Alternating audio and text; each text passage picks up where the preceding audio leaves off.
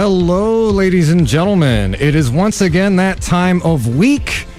What time of week is it? Well, it's a time of week where we get on your radio waves and we talk about what's going on in the world of politics and activism and dig underneath the headlines, talk about that stuff the mainstream media doesn't, and call out the establishment's BS. It is the Hoodrat Strategist radio program, only on 89.1 WIDR Kalamazoo.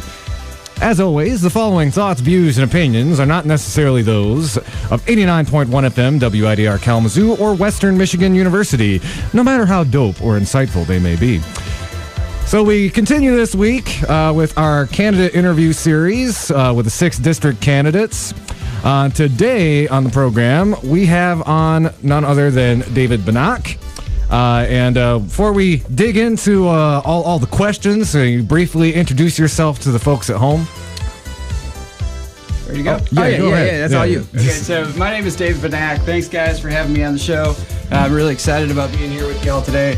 I'm originally from Michigan. I think a lot of people know this already. I grew up in the northern part of the state. My family's been farming up there, family farm since, I think we traced it back about 150 years. And I got into this whole thing, this political campaign, because I'd been working on environmental and justice issues for a long time. And that's when Senator Sanders decided to run for president. And I'd really always respected him for his work in Congress, particularly when he voted against the Iraq War, because it was a controversial vote. It was one that was unpopular amongst his colleagues, but he did it because it was the morally right thing to do. And that's when I really started following him closely. So when he decided to run for president, I got really involved with the campaign, knocked on doors, made phone calls, helped pull people together for the cause. And I was lucky enough, he chose me as one of 3 people from the state that he had sent to the Democratic National Platform Committee to advocate for progressive change. And that is where I really saw the real need in our political system for somebody who can buck the trend. And I saw that still to me today, when I talk on the campaign trail, it's healthcare is the biggest issue that we're fighting for. But underneath everything, and the thing that we need to make a priority, is the corrupting influence of big money in politics. And that's what I saw when I was at the platform committee. That's what I've seen when I've gotten involved in the race. And I think for me, that's what we need to address if we want to push these issues forward, any of the issues. Great. Thank you, David. And as per usual, Lawrence, do you want to start off with our questions? And, here on the show, we try to focus really on your policy platform, and also try to dig in, make sure we're asking questions. I know I was actually watching some little bits and pieces of the forum that y'all were at yesterday. Couldn't make it myself; I had to work. We're gonna try to dig a little bit deeper. With that, toss it over to Lawrence. Yeah, I'm not gonna lie. I was really salty I couldn't make that forum. I love my car, but it was being bad and bougie. It was just, it was. Yeah. But like you said, we're gonna talk about some policy. Now, first of all, for people who do not know, this young man is a Justice Democrat. Can you please explain to many of folks who probably do not know what that is? Justice Democrats is a really, in my mind, a great organization. It's exactly what the Democratic Party needs. It's not a party that's trying to hurt the Democrat, or it's not a party itself. It's an organization, and it's not trying to hurt the Democratic Party, which some in the establishment will pitch it as. What it's trying to do is bring the kind of life and vitality and real mission to the Democratic Party. They, no Justice Democrat accepts any corporate cash. We don't accept any super PAC money. We're all fighting for a living wage, and when I mean a living wage, it means we have to start by minimum wage of $15 at the federal level. We're all fighting for single-payer universal health care, all these kind of things that we have to fight for if we're going to do something dramatic. And what's cool about the Justice Democrats and some of these other groups like that is we've got a coalition across the country of candidates who are supported by these organizations. And, we're not all going to win. But there's 50, 60 people who have these endorsements, and we go into Congress and we get, say, 20 of us have won. We're going to have a ready-made caucus there to get some really amazing things accomplished. Okay, so you talked about 2 things. You talked about a couple things that we're passionate about, that we speak about all the time, money and politics. So you're not taking corporate PAC money or super PAC money. Correct. You're for universal health care, and you're for a actual living wage. That's right. Okay, so there's a couple people who we interviewed that are not for those things. I'm not gonna call out no names, but if you wanted to hear some of those interviews, check them out on YouTube. All right, let's talk. You are for all those things. And you stand for all those things. So let's talk about a hot topic that's been going on in the news. Let's talk about guns. Sure. You had the March for Our Lives. You've had the Parkland shooting, and those students, and students from Kalamazoo walking out of school, wanting their voices to be heard when it comes to firearms and gun control. What is your stance and/or policy on gun control? Thanks. So just one thing. One of the things that the campaign has done that I've made a real priority is putting out a bunch of really detailed position statements so that everybody can see, not just so you can see what I believe the problem is, what I think the solution is, and how I logically get there. So and gun policy is one of those that we've already written up. And I really like one of the things that Moms Demand Action. That's another group. They don't endorse candidates, but they say candidate of distinction. So we basically pass the test as somebody they approve of. And so we've gotten that mark from them. And I really like what they do is they don't talk about gun control. They talk about gun violence prevention. Okay. Because I think that guns are such a controversial topic because we have a gun culture in this country that there are so many people who, when they hear the words gun control, cannot hear anything else you say. So we start with saying gun violence prevention because really that's what I grew up in a gun family. I grew up in a hunting family. And okay, that's fine. We're not taking people's guns away, but what we're going to do is make our communities safer. We do that by making a national instant background check. We do that by making sure that every single gun that changes hands has to go through a federal firearm licensee, somebody who has the permissions to do that. And I would like to add that every single person who owns a firearm has a license to do that. And some people may say that treads a little bit on the Second Amendment rights, but my defense there is that if we have to register to vote, there's nothing more fundamental in our society than the right to vote. And if we have to register for that, I sure think you should have to register to own a firearm. All right. Well, there was one thing that you said in there, and I want to add to that. But there was one thing that you said about taking away people's guns. Isn't it amazing that for 8 years the narrative was that the Democrats was going to come for people's guns, and our current president said take the guns and don't worry about due process? It's like, what? Like, are you kidding me? Okay, but that was just taken out of context. Yeah, that was just taken out of context. Yeah. Just take the guns. Worry about due process later, because it's tremendous. Okay, but I would like to add that you some of the things that you just got done talking about with policy. So how do you feel about like an assault weapons ban or a semi-automatic ban or registry? Because polling came out recently about this, Quinnipiac polling and others, that both of those policies are over 70% of the American people. A gun registry was over 60% in a recent Quinnipiac polling. So would those type of things also be a part of the platform that you're trying to push? Yes.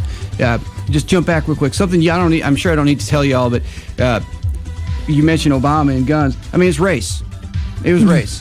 I talked about this before in the Black Panthers. During the 60s, they started carrying. They in the 60s they were worried about police brutality. Yeah. So what they do? They started carrying rifles and shotguns around in the streets to protect themselves. Yeah. You know what happened? Reagan, governor of California, signs a law making open carry in California illegal. There's a race issue here. I've said it on this program before, and Andy, you've heard me say this before. Yep. The only way that we're going to get substantial gun regulations is at the next Million Man March. Everyone walks to D.C. and walks to the Capitol, walks to the House of Representatives, and walks to the Senate with a firearm. California. Yeah, if that's the only substantial way, if they see 1 million brown and black people, men and women, walk to the Capitol with guns, then we would have gun reform. But until then, we're not. But again, so back to your question. Yeah, we need an assault weapons ban. We do. We need to do it in the right way to make sure it works, though. People talk about the 1994 one. It was in place for like 2 decades. Yeah. It was actually challenged in court twice and was upheld, so it was constitutional. One of the things that is we also need to recognize, to be realistic, is it didn't dramatically decrease gun deaths in the United States. But it did actually decrease gun deaths in Mexico, because it was so much easier to get guns. So we had a lot of guns going back and forth across the border. But what we need to do, if we look at an assault weapons ban, is look at the things that make one weapon an assault weapon with another one's not. And I had a long time coming around to this position, because you think about guns. Every single gun ever made is an assault weapon. They have no other purpose other than to assault things. So... But what we look at, for me, is rate of fire and capacity. That's what I think makes one gun fundamentally more dangerous than another. It's like the difference between a gun and a knife. If you're going to be able to kill 100 people in a matter of seconds, that's a whole different story than if you're going to have 10 bullets and it's going to be a slower rate of fire. So we need to focus on those things, and we do need to institute an assault weapons ban with those as the defining features. And it's not going to end gun violence in the country. It's probably not going to have a huge decrease in the number of people who die from guns, because 2/3 of gun deaths are suicide, which I think is crazy to think about. Just to add to that, for people who do not know, over 30,000 people died from suicidal gun deaths last year.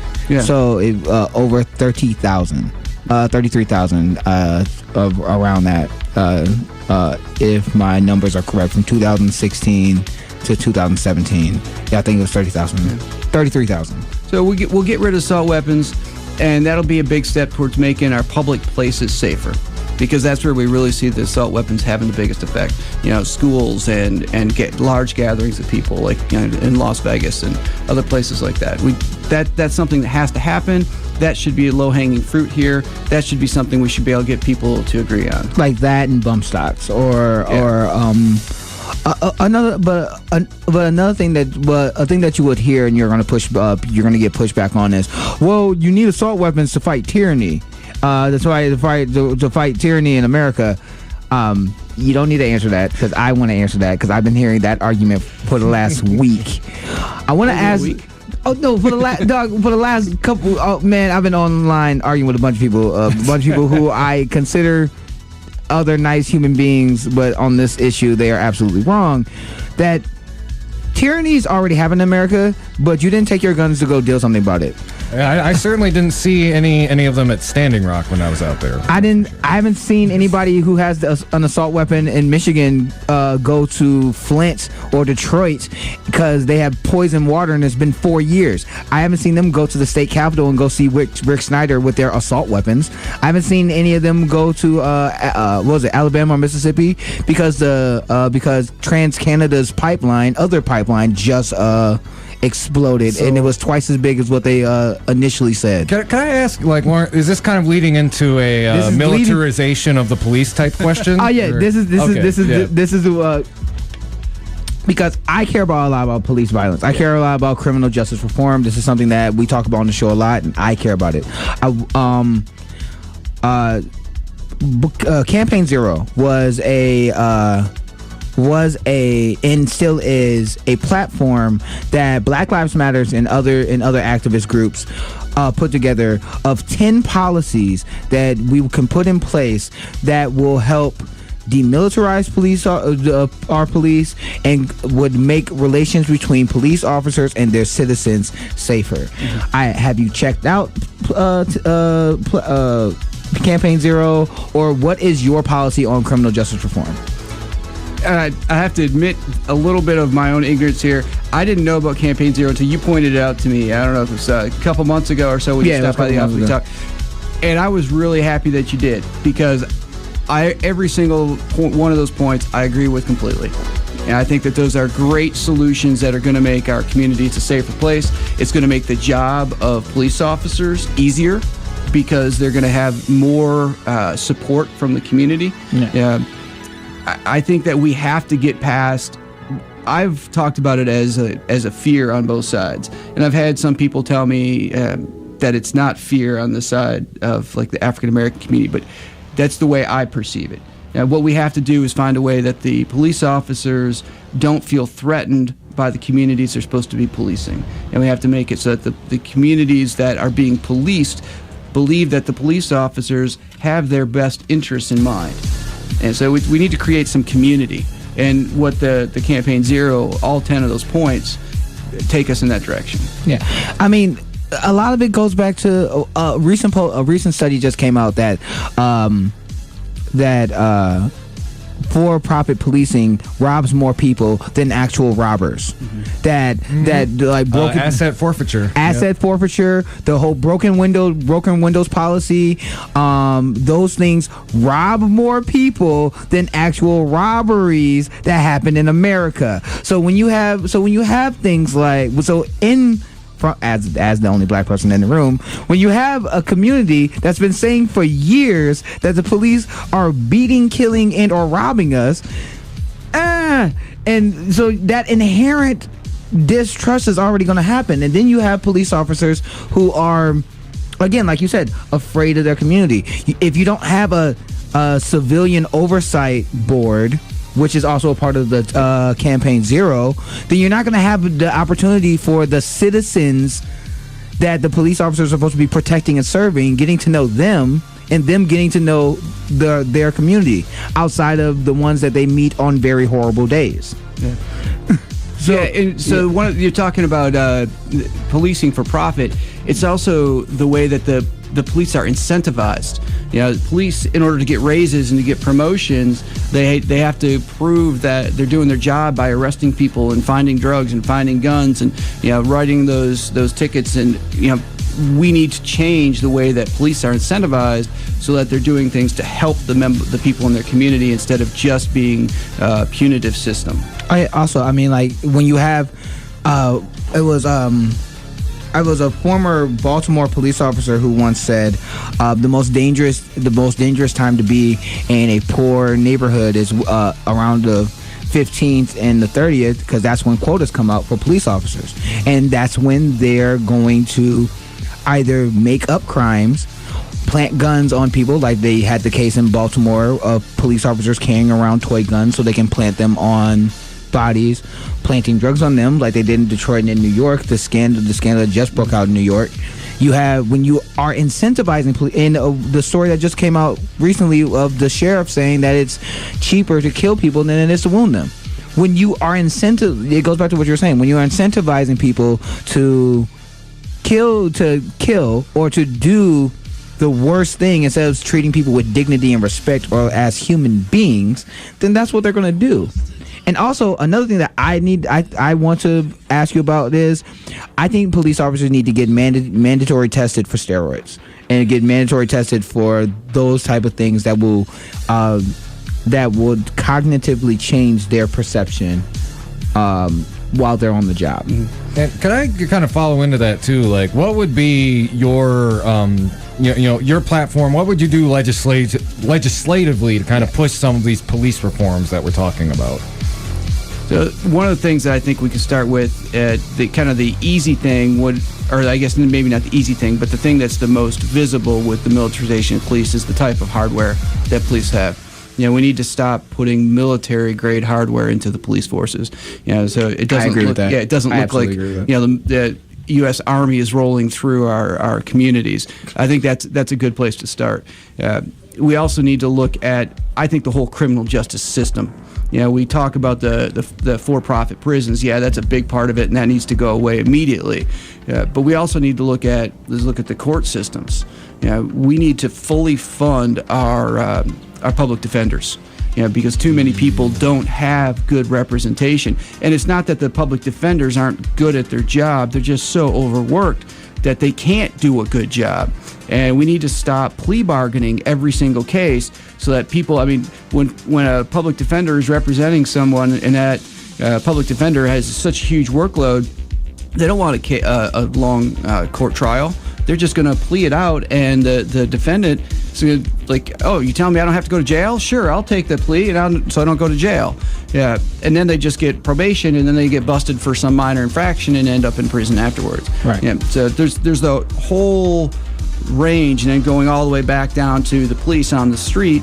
We need to incentivizing isn't going to be able to be something we can do at the legislative level, but we can control the federal funds that go into police forces, and we can make sure that happens for police forces that are taking these more progressive stances.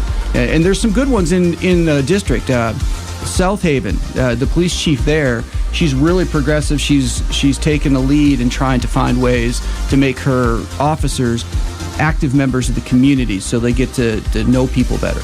I mean, we also need a lot of transparency. Like, if you see, if there can't be a bunch of gypsy cops who just got fired from another district for brutalizing those civilians coming into another place and not getting any oversight, or the community not knowing knowing the people that's supposed to be policing them. But another question that I wanted to ask you about was environmental. Well, two things. One, I want to talk to you about net neutrality, because we just, if you've seen the 5-hour interview with Mark Zuckerberg about Facebook's role in America and in our election process, which I have two minds of. I want to get your stance on like net neutrality, privacy rights, internet freedom, things on that nature. Yeah, that was actually something that came up at the forum a little bit. It's net neutrality. Just start with that. We absolutely have to put every single safeguard we can into place to save net neutrality, or to reinstate it at this point. Net neutrality, it's an economic thing, but it's also a democracy thing. Yeah, if we look around the world today, and you see the 99% and the 1%, and having an open and free internet is one of the only things that gives regular people some semblance of equality. I always like to talk about the Arab Spring. The Arab Spring couldn't have happened without net neutrality. So we have to make sure that we have net neutrality there. We have to do that. Privacy is another issue, and privacy is a much more difficult issue, I think, because there's only so much we can legislate there. Because the weakest link in every technological system is the human. It's how safe are your passwords? How many different things do you use the same password on? How often do you change it? How often do you actually read the terms of use, that you just click the box so that you can go and get your software started? So I think that we definitely need to make some kind of move forward in making things like user agreements more easily understood, so that people can see what they're agreeing to. And we need to really hold companies accountable if they don't protect our data. All right. Well, one thing that I did want to ask about was, okay, first of all, I just want to clarify this for my own personal sanity.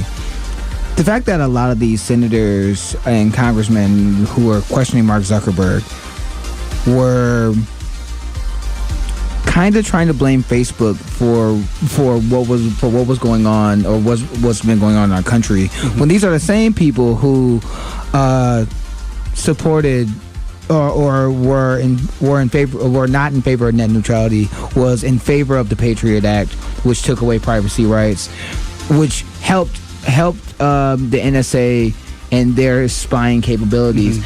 Isn't that a bit ironic? That they want to choose a media platform and kind of put all their blame on the media platform instead of actually talking about those issues, like the NSA having more spying capabilities, or the fact that I mean, it was deeply ironic that I thought it was absolutely ironic. I'm like, are y'all kidding me? Yeah. A lot of y'all supported Occupy. A lot of y'all supported the NSA spying and collecting metadata on us. And you're gonna say Facebook help destroy our country? Are you kidding me?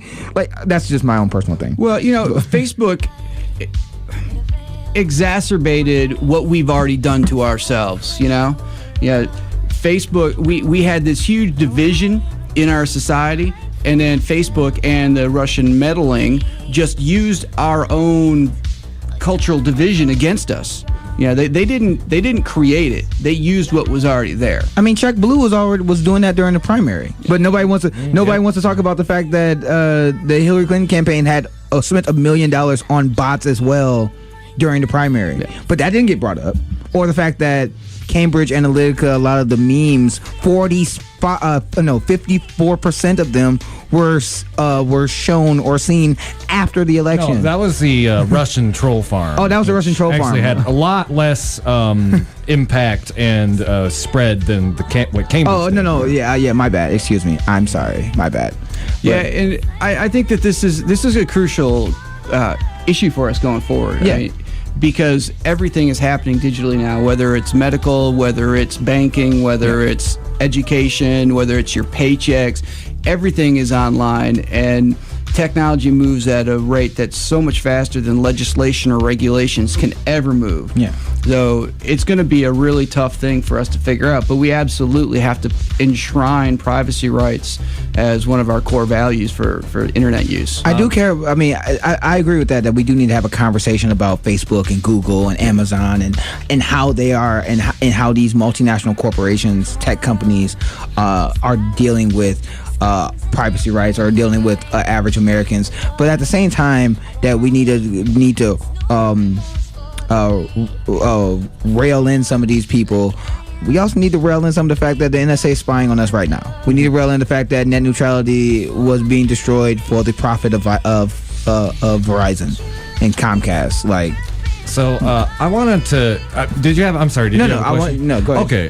So I want to kind of spring one last kind of wrap up question on Facebook, and then I want to use that to kind of pivot to a recent piece of legislation that's been having a lot of unintended and bad consequences. But one of the things that I saw in the aftermath of this congressional interview with Mark Zuckerberg, he's going to be outsourcing some data analysis to various think tanks, including the Charles Koch Foundation. Now that's very alarming to me. So my question to you, a lot of people are wondering how should we kind of move forward with social media like Facebook, and I would say ideally, do you see it as something that should we look at it as more of a public utility? How can we protect something that's becoming kind of the democratic soapbox platform of our day and age from influence from partisan think tanks, or even just the kind of corporate model that Facebook is under that incentivizes the selling of our personal information? That's a great question. I don't have a good answer for that. I think what you're talking about with the data analysis being outsourced, particularly to the Koch Foundation, that's very, very troubling. And I'm never one to say we need market-based solutions to issues that are human rights or human dignity issues, and our privacy certainly is. But I don't know that we can turn Facebook into a public utility. Yeah, we definitely have to think of the internet as a public utility. Absolutely. Internet has to be treated as a public utility. It has to be treated as something that every single American has access to in a broadband capacity. That has to be something that we provide for everybody. In terms of the actual platforms on the internet, I mean, I'd love if you had some answers for me, because I don't know how we can fix that. So no. I mean, so like public broadband, like yes. What they have in Seattle. So that would be something that you would be for. Absolutely. Okay. See. That goes into the democratic socialist stuff that we always talk about. Mm-hmm. I don't have a problem with a private business doing their own thing. Facebook is a private business. I don't have a problem. I do have a problem when a private business has a monopoly. Mm-hmm. I do have a problem with that. I don't have a problem with a private business handling their own business. But at the same time, yes, I do believe that the internet needs to be looked at as a utility, because it is. I mean, how many people have the world has connected to the world and understood the world better because of the internet? Mm-hmm. But another topic that I wanted to talk to you about in this. Actually, let's take a real quick break. Wait, how long are you going to be here? Yeah. I cleared some stuff. I've got time. Okay. All right. So let's take a quick break, and then when we come back, I think we both had some questions about some policy that I don't really think has been asked of the candidates a whole lot. So this is the Hoodrat Strategist radio program, only on 89.1 WIDR Kalamazoo, your only source for political revolution.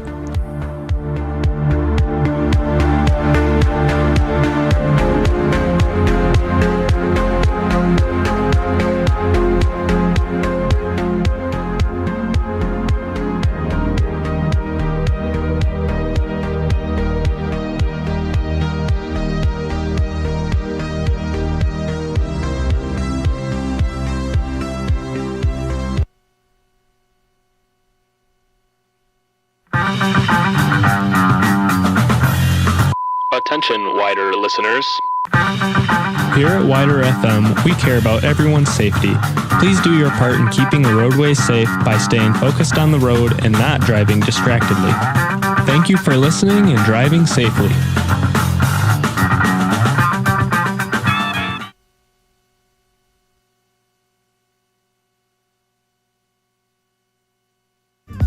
Are you trying to get your local Kalamazoo business name out to the WMU and Greater Kalamazoo communities? Why not do so while supporting Radio Evolution through underwriting and donations? For more information, please visit widrfm.org.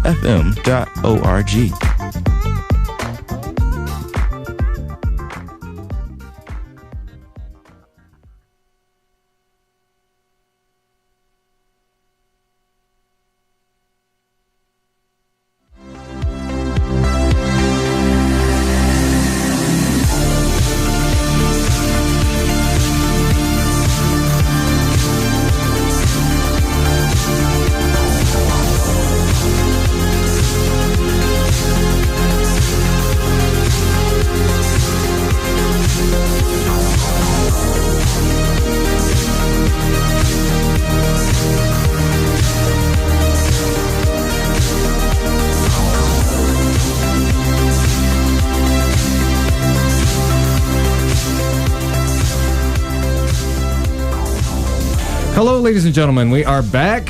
We are still here with 6th District Congressional candidate David Banach. And we actually have a question. This was specifically requested by one of our co-hosts, Nora. Shout out to Nora. Yeah. Although this is something that I've been reading a lot about lately, something I'm kind of passionate about. I have friends who this is affecting, and it's really not good. So, to give you a little bit of context, because we were talking a little bit on the break, this is something that you'd specifically been in the know about. But this is about some legislation that was recently passed. And I believe Donald Trump actually signed off on it today.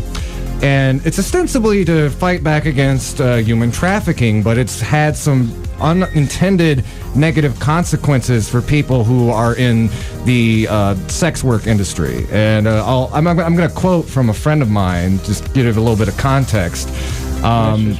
So I have had multiple women in the community reach out and say that clients are already taking advantage of the situation by trying to haggle and skip the screening process. A friend of mine was robbed and assaulted because she was forced to work the streets.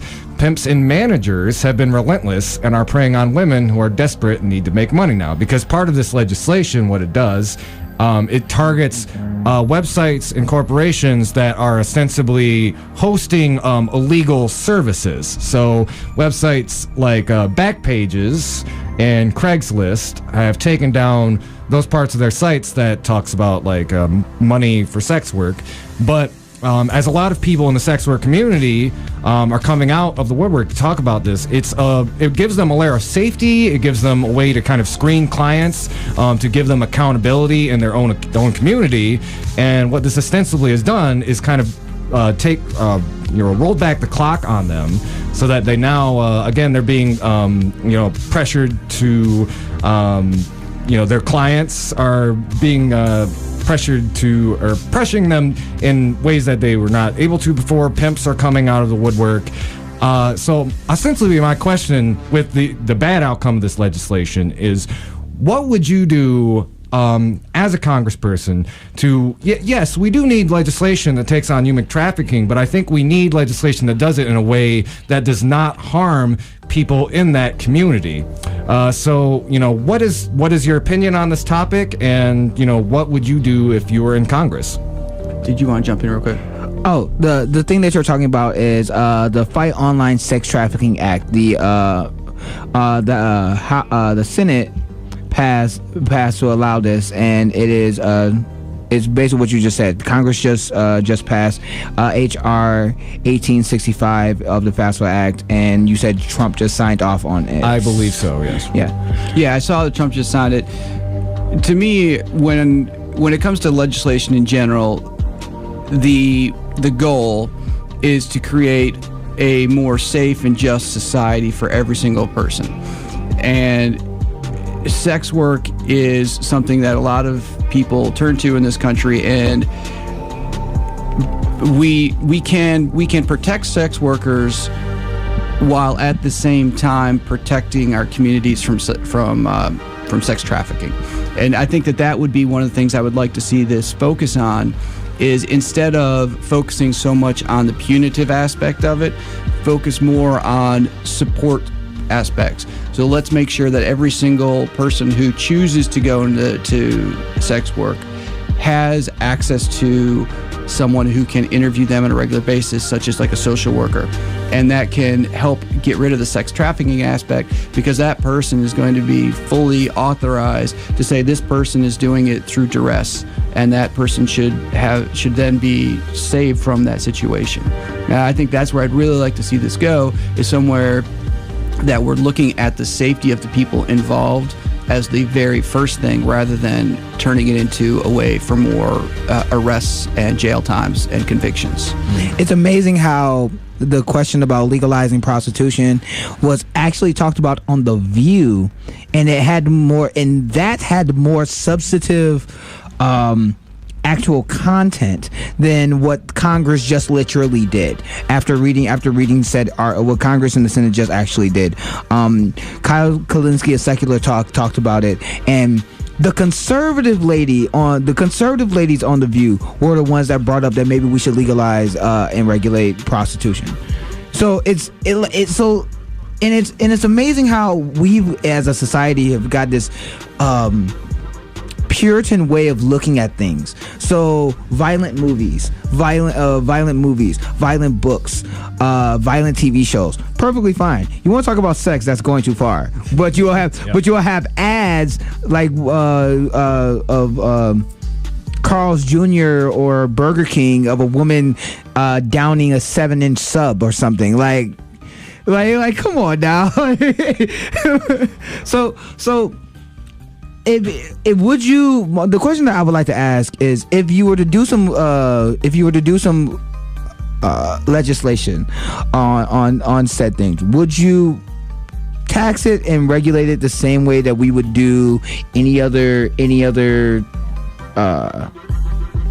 industry, like cigarettes or alcohol or gambling? Would you tax it and regulate it in the same way? With the same concept, yes, but it would have to have its own regulatory framework. Yeah. Because I think that the real scary thing is how pervasive sex trafficking is. Yeah. It's a real problem that most Americans don't actually know that very much about. And anything that moves us towards a position of legalizing prostitution or any type of sex work in the country has to be based upon eliminating sex trafficking and making sure that every single person who chooses is truly choosing to that life. Yeah. So like basically screening it in the same way that that brothels would screen it, in the way that there was a documentary about Hot Girls Wanted, and there was another documentary of talking about the sex industry. One of the brothels that's in that's in Nevada was really famous, talking about how they screen women and that the women really want to be here. No one's being held against their will, stuff like that. So in those type of aspects, you would want to draw from. While also, I would also say, would you also put things into rehabilitation for people who want to get out of that lifestyle but want to find a new way of work? Yeah, because until our culture changes, there's going to be a stigma attached to anyone who has made that choice, and there's going to have to be ways that they can move to a different type of employment if they want. And I'm really committed to worker retraining, and in a way, that's what we're talking about here. It doesn't matter what path you choose to start with. If you want, for whatever reason, to choose a different employment opportunity, we need to provide the training so that people can do that. All right, so we're at about 43, and do we want to move on to another topic, or? I mean, I don't mind keep talking about sex on the radio. I mean, that would be fun. Can. But we can. But I would one last thing on this topic. No.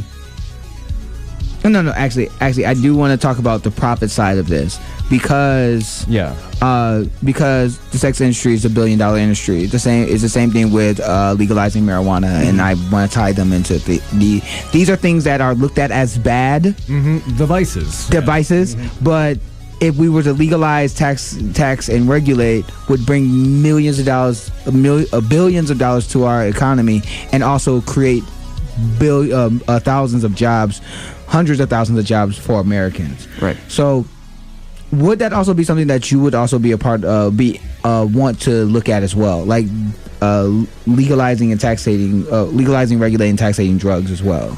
Absolutely. I've made the federal descheduling of marijuana one of the prominent points on my platform, and it goes across the board in terms of the reason we need to do that. It's a social justice issue, and I like to say the social justice issue should be first. It's a medical issue, and it's just simply an economics issue.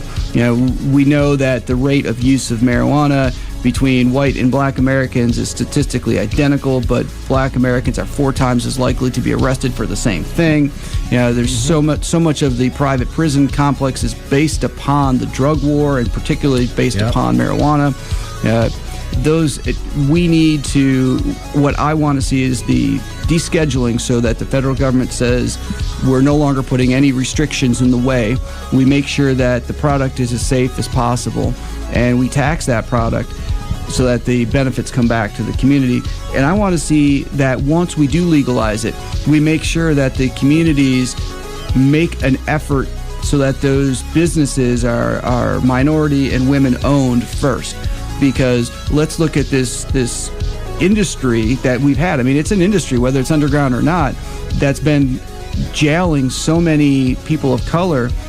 Let's make this industry something that's going to return businesses to those communities and employ those people who have been wrongfully harmed from this for decades. That's where I'd say we'd start. And then, I mean, let's look at veterans. PTSD is such a big problem for returning veterans, and we know that marijuana is a great way to address that. Let's look at the opioid crisis. We know, I always talk about the state of New Mexico has implemented a plan to scale people off of opioids by using marijuana, because it does work for chronic pain and doesn't have the physical addiction problems. So there are so many, and you mentioned jobs. If no new states were to legalize, either recreationally or medically, just looking at what we have today, the numbers are somewhere around, I think it's by 2020, we're looking at 250,000 people being employed in the marijuana industry. I mean, this is something that will create a lot of jobs, will help people's health, will improve our social justice. So I think it's this to me is absolutely something that the time has come. I mean, it's also comes down to a freedom issue. I mean, we talk about it, and that's also another thing that's connected to the legalizing prostitution. It comes down to a freedom issue. If we call ourselves the land of the free and we want to engage in certain things that it should be our right to do so, but we should be able to be safe while doing it.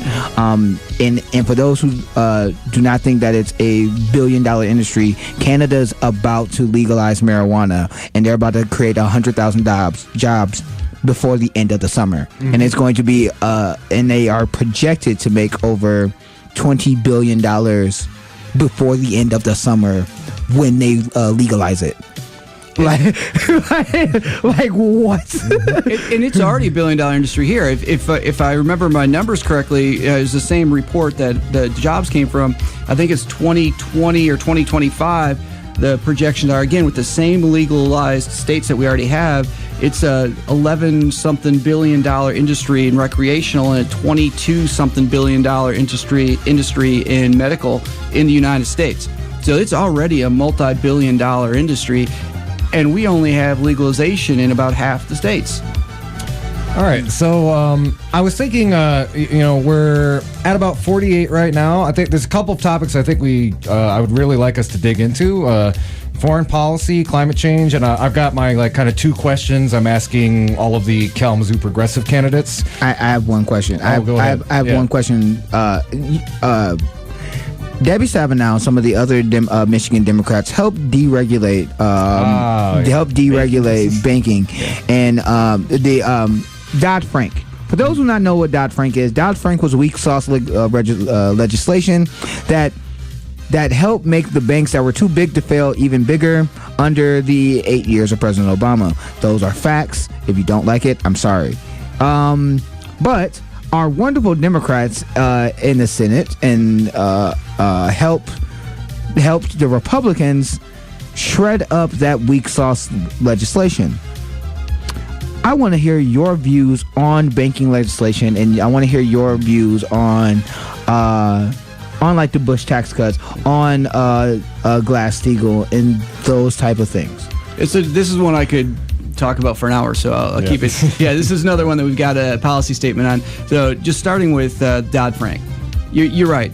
Dodd-Frank was not in any way up to the regulatory problems that existed. But it was way better than not having it. It was better than nothing. Right. But it certainly is not as good as Glass-Steagall, which is what had been there before. Glass-Steagall put that the firewall between investment and commercial banks. It protected people's money from really risky speculation. That was one of the things that the Bernie delegates to the platform committee fought really hard for, and that's one of the battles that we are most upset about losing, is we couldn't get that into the Democratic platform, that we wanted to go back to Glass-Steagall. Yeah, and now, like you said, the Democrats are complicit in gutting Dodd-Frank even. Yeah, the stuff that was kind of the key points we always hear is that Countrywide, which was the writer of, I forget what percentage of mortgages, but the vast majority of mortgages came from Countrywide during the subprime crisis. And under the current deregulated bill that we had just passed, Gary Peters, thank you. Countrywide would not be a regulated bank. It'd be regulated, but very lightly regulated. Be considered a small bank that didn't require significant regulation. So that's a big problem. And then even if truly the banks that got the lighter regulation were smaller banks, it's no secret that banks use the same algorithms and the same strategies in terms of how they handle their money, where they invest it, when they invest it, what kind of decisions they make. So you have a bunch of smaller banks, they're all going to make the same decisions. So they're all going to collapse at the same time if they're doing the same thing. And by deregulating the banking industry, we're just making this collapse much more likely. So we know that's the case. One of the things that I would love to see is national incentives for the equivalent of the Bank in North Dakota. So that regional banking model, that's decentralized, and we need the federal government to incentivize the creation of those, to make the regulations work so that we can have, like the Bank in North Dakota is the bank that the state of North Dakota invested all of its money into. And it's essentially a nonprofit organization because its profits are plowed back into the state. It's used for infrastructure. It's used for college loans. It's used for business loans. Its whole sole purpose is to help the economy of the state of North Dakota. It's the only state-owned bank that we have. I think that that's a great model, and I think we should expand that so that those are available in every state. What do you also think about things like aspiration.com? I don't know that. Okay. Well, it's an online bank that the Young Turks talks about. That's one of the sponsors of the Young Turks. They are an online bank that does a lot of amazing things. For those who do not know about it, please go and check it out. I think that's also another thing that would also help with not having our too big to fail banks. Do they do like the microloans type thing? They do a lot of things. Like there's no annual fee when it comes to like you going to an ATM. Like they take care of that.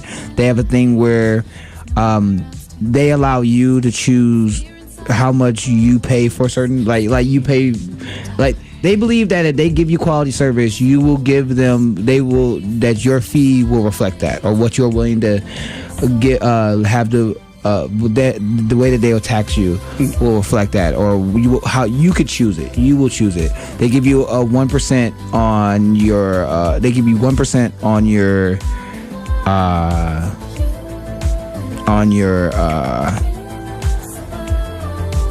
Well, I forgot what it So is. another thing that we can do that I think would be a major improvement in our banking, we've got the infrastructure already in place, postal banking. I like that too. Let's have nonprofit banking services, just basic banking services at post offices, so people who don't have bank accounts, because there's a large percentage of the American population that does not have a bank account, and a lot of those people get paid with a pay card. And they have to go and get their money from an ATM, and every single time they use it, they have to pay ATM fees. And we talk about food deserts all the time. There's banking deserts. It's a real thing. And in almost every single zip code that doesn't have a bank, there is a post office. So this can help out a lot of Americans. All right. I want to pivot to a foreign policy question. So, we've read your platform, and part of as part of the Justice Democrat, it also kind of ties you into this too. And you are anti-interventionist. You're for reducing the military budgets. So I want to hone in on like a couple of specific things. And for one, while a lot of candidates have been coming out of the woodwork talking about our disastrous interventions, we're also seeing the reemergence of this rhetoric against the big powers. And even there was a recent Pentagon report that talked about how they're going to be pivoting from these kind of interventionist wars to economic and military preparation against like Russia and China. Right now, we see we're on the cusp of starting a hot war with a nuclear superpower.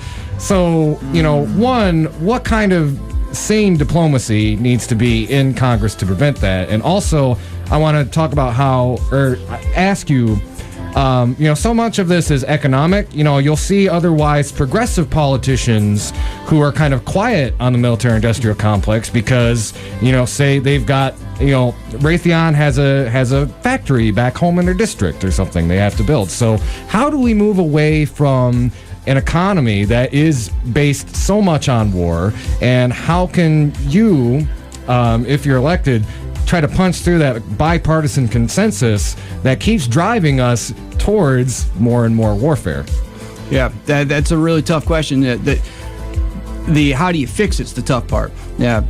You probably know that when Eisenhower gave us the term the military-industrial complex, what he really wanted to say was congressional industrial military complex, because it's Congress that authorizes the funds, that pays for the businesses that make the military hardware that then goes overseas and blows things up. Yeah, so Congress is absolutely complicit in this.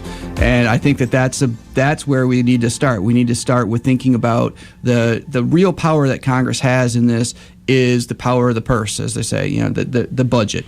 and we approved a $700 billion military budget, and nobody even talked about it. They just like, oh, they want $700 billion. All right, sure. Didn't they just add to that too? It wasn't a huge addition, but they did. There was another. They added like another $80 billion to that. And that's not even talking about the dark budget. So it's really somewhere closer to $1 trillion. But and there's this whole thing about now we're going to audit. The Pentagon's being audited.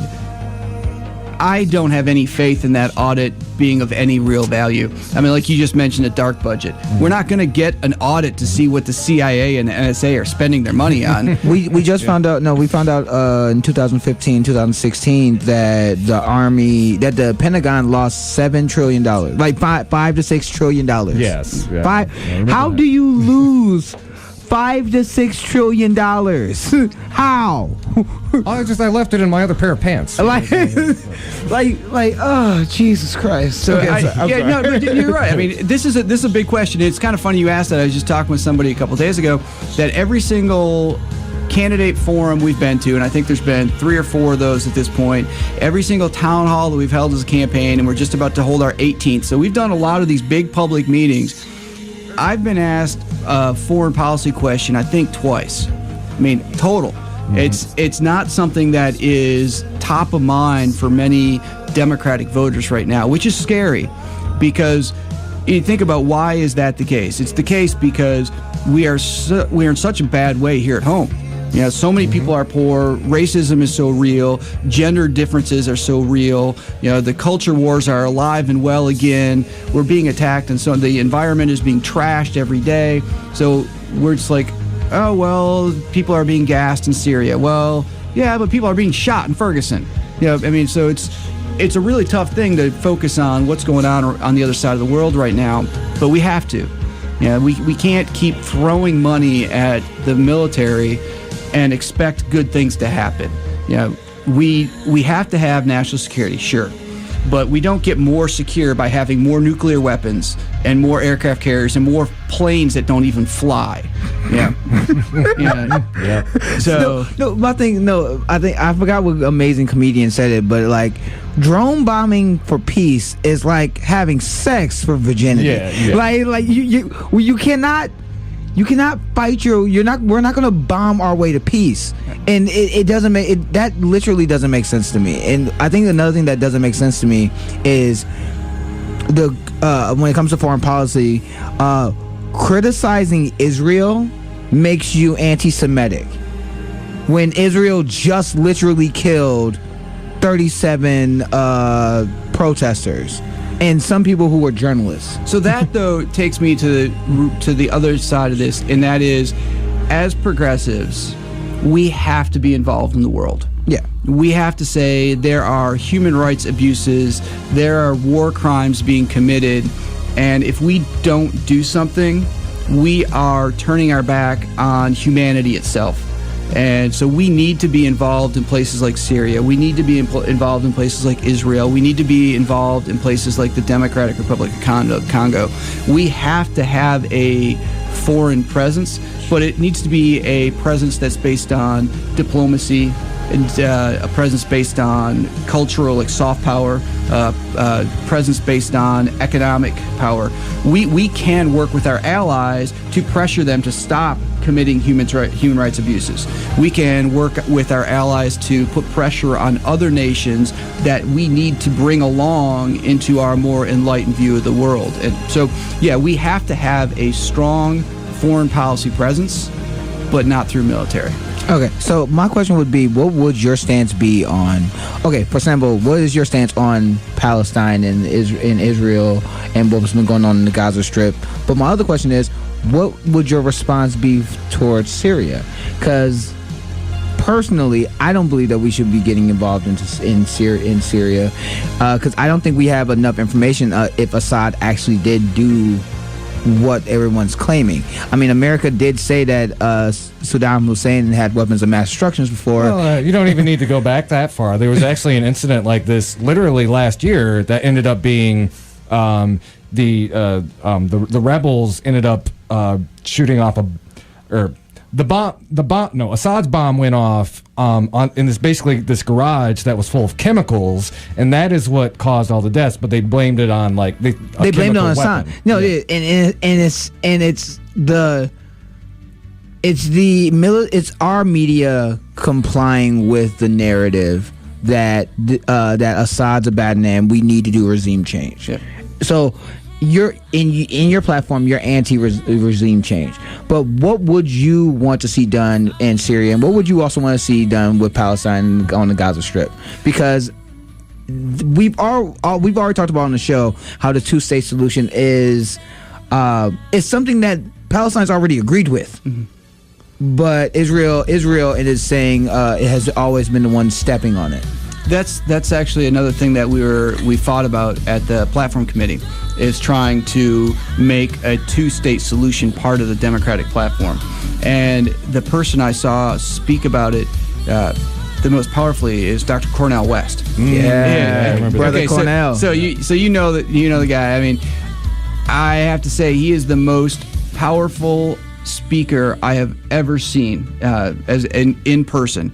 And if you can watch him talk about the need for a two-state solution and the need to recognize the humanity of Palestinians and Israelis at the same time, and that by recognizing the humanity of one, you do not disregard the humanity of the other. If you can watch him give one of those talks and not be moved, I think that there's something wrong with you. Yeah, so I just agree with Cornel West on that. I think he's got that, he's got the solution there if we just need to have the commitment to do it.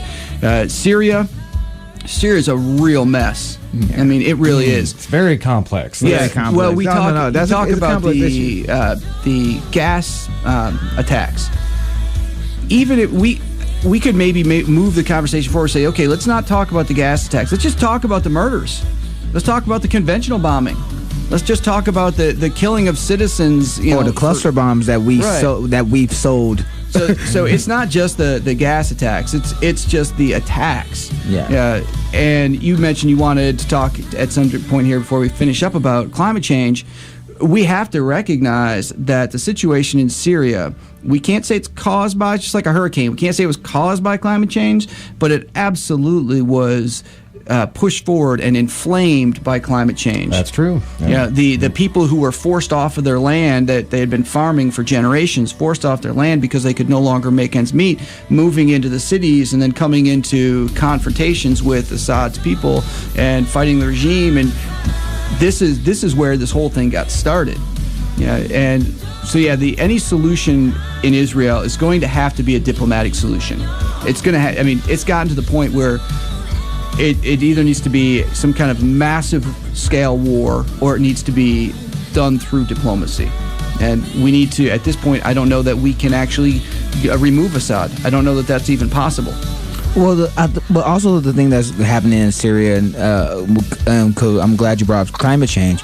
A lot of the reasons why those farmers can't farm on those lands anymore is because they don't have any water. Yeah, there's the lack of water in the Middle East, and also in places like South Africa. Cape Town's about to run out of water. Cape Town's about to run out of water right now.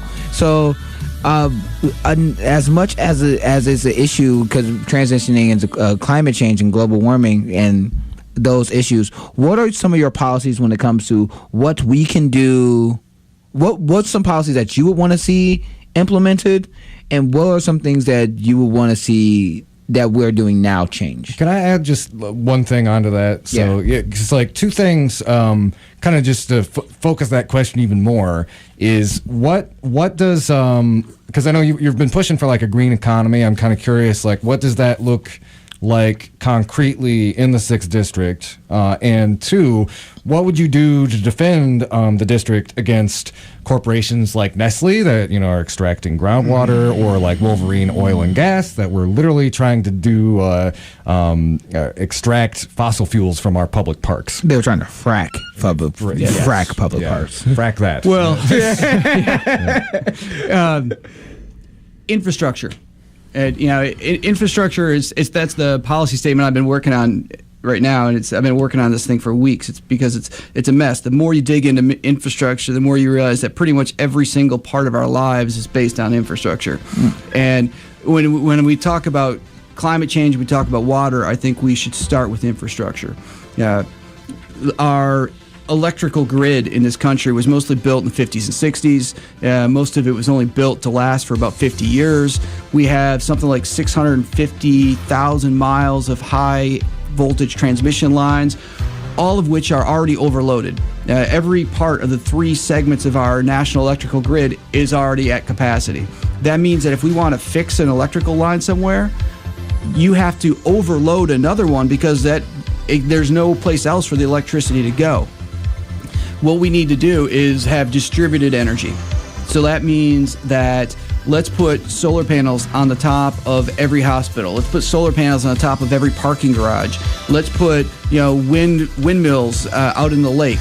Let's build wind farms. Let's build solar farms, but not just massive installments, because that's where you start to get into these more corporations. Let's use federal and state incentives so that every single person can put solar panels on their house. Oh, that's great. So would you be for, like, say, the subsidization of I'll use the term earthship, but if you're not familiar with that, it means basically a self-sustaining house that draws all of its energy from, like, wind, solar, and doesn't necessarily need to be plugged in to the electrical grid. Yeah, net zero architecture. Yeah. Absolutely. What we need to look at, though, is that's never going to solve our energy problem, because you're not going to be able to build all of our industries and all of our businesses that way. But if we look at investments in clean energy and renewable energy, the same amount of money invested in renewable energy versus invested in fossil fuels creates 6 times as many jobs in renewable energy. So that's something that is going to be good for the district. And the more renewable energy we have, the better off our energy grid is going to be, because the distributed nature of renewable energy means that electricity is going to be closer to where it's being consumed. So it's not going to have to travel as far. But in order to make it possible, we have to upgrade the whole thing. That means we need smart meters. Yeah. We need smart appliances. So we need our grid to be able to take information back and forth both ways. And then we get back to the question we had earlier, cybersecurity. We're going to make these are going to become bigger targets. The more we automate them, the more technology we put into them.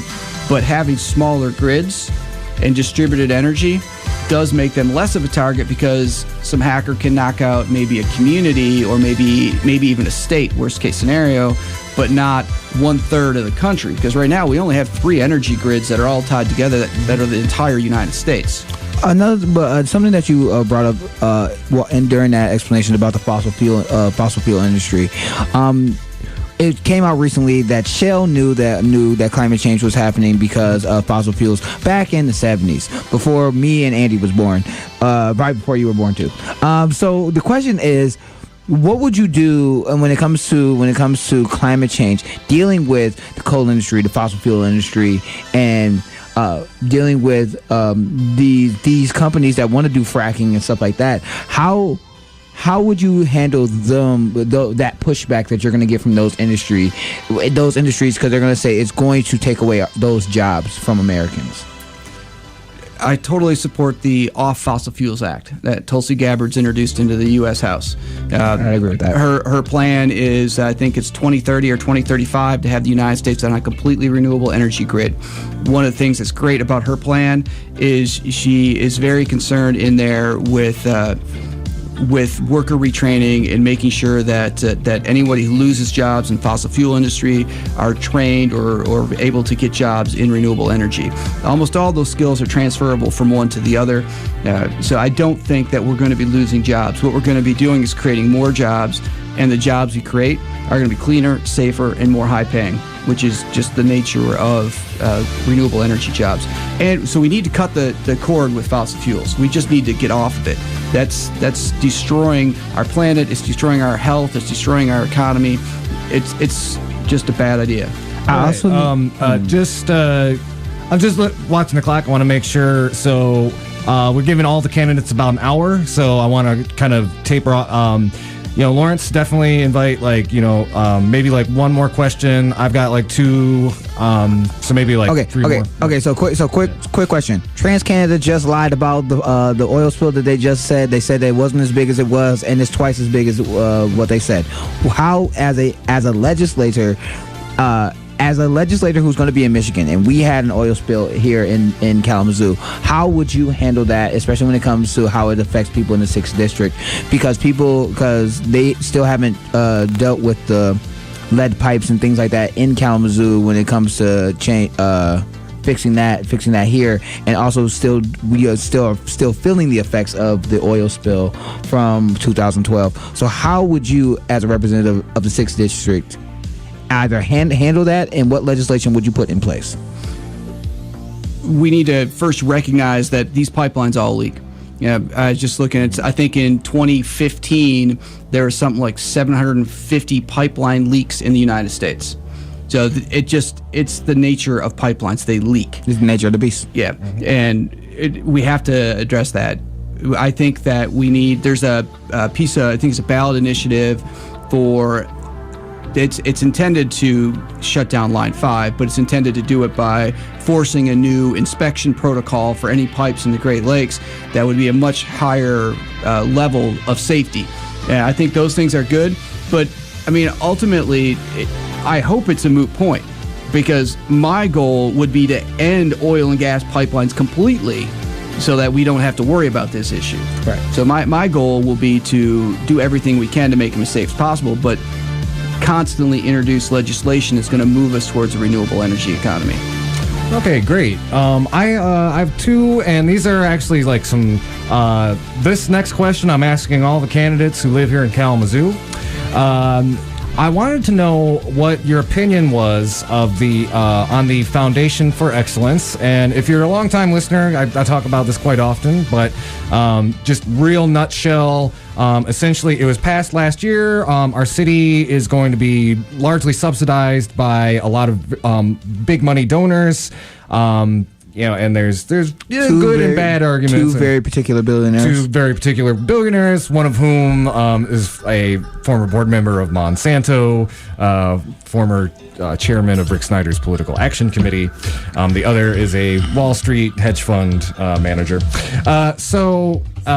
My question is, what was your opinion of the Foundation for Excellence, and more broadly, how do you feel about these kind of pseudo privatization plans that try to kind of take over pieces of the city budget? Because this is it's never been done on this scale before, as it has in Kalamazoo, but this is something other cities and states and the country are looking at. So.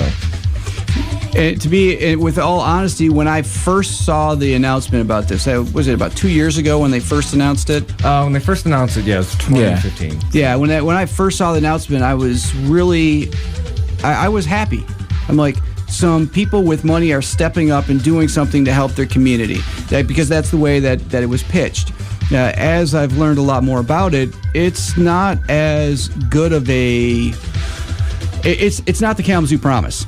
Which is which is the way that I would say, right? Not at all. But that's the way that it first came out, and that's the way that I was like, oh, great, some people are helping out their community. This is going to be a good thing.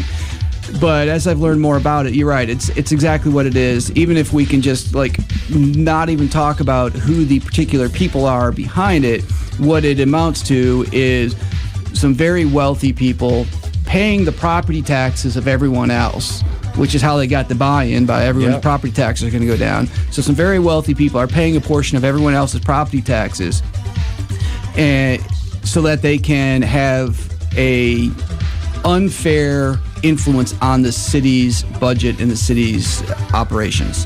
Which, to me, that's why I don't take corporate cash. Mm-hmm. Because it's not that corporations are necessarily evil. It's not that we want to get rid of capitalism. The problem is that that kind of power and that kind of money gives people an unfair advantage in the political process. And that's what we have to fight about. We have to make sure that democracy is alive and well, and it's not alive and well when we have auctions rather than elections. That's true. Next question, and maybe we'll have time. If you have another one after this, Lawrence. Go ahead. But this is about, I'm asking this of all of the progressive candidates, and there's ostensibly 3 of you in the race who are, trying to bear that torch. You, Eponine Garrett, and Paul Clements. Now, Eponine, she's a member of Democratic Socialists of America. I think she's got the Young Democrats endorsement. Paul Clements, he talks often about how he was endorsed by Bernie Sanders in 2016. So I want to ask you, what makes you and your campaign the best kind of torchbearer of the progressive movement, and why did you feel the need to step into the race when there was another progressive candidate running? So I'll start with the beginning, where I'll flip your question the other way. So I got into the race shortly after, I started thinking about it after the Democratic National Platform Committee, where I saw what needed to be done. And what I did when my thought process was, I started by talking to a lot of the local political leaders and people who are considered to be important in the party. And I talked to all of them and didn't hear from anyone that there was going to be someone I thought was going to be able to beat Upton. And I thought that was the most important thing. As a matter of fact, I talked with Professor Clements, and he told me he wasn't going to run. And, yeah, he did. Yeah, because I told him at that point that I wouldn't run if he was going to get back in. Yeah, not that I necessarily thought that he would be the best candidate, but if he was already on board, then I wasn't going to do that. And why do I think that our campaign is the best progressive choice? I think we've got a lot of backing that shows it in terms of Justice Democrats, brand new Congress. We just found out today that we got the Political Revolution endorsement, and we did get the Michigan Democratic Party's Progressive Caucus endorsement as well. Did you get our Revolution? Oh yeah, and we have the local chapter out of Berrien County, Our Revolution. Of Ben Harbor. Yeah, gotcha. And so we've gotten a lot of those progressive organizations nationally and at the state level that hang their hat on progressive ideology. And I think the other thing that makes our campaign different is that we're taking really bold stances. We are not shying away from controversial topics. And I think, to me, what it means to be a progressive is to look for the solutions to the problem. And we can't just look for treating the symptoms. We need to treat the disease. And I think that's the bigger thing for me with progressives. The analogy I like is, we think about senior citizens not being able to pay their heating bills. The Democratic solution for so long has been, let's create a fund that's going to make it to offset those heating bills that senior citizens can afford to pay for the heat in the wintertime. All we're really doing there is giving more money to the corporations, because we're just creating government funnel through that goes through the senior citizens into the hands of the corporations that are have the heating companies. What we need to do, what the progressive solution is look at why that problem exists. Why are those energy companies jacking up the rates? Why are they charging more than what they should? Why are senior citizens not able to afford in the first place? So let's fix Social Security so senior citizens have more money in their pocket. Let's stop letting the energy companies gouge people with prices in the wintertime.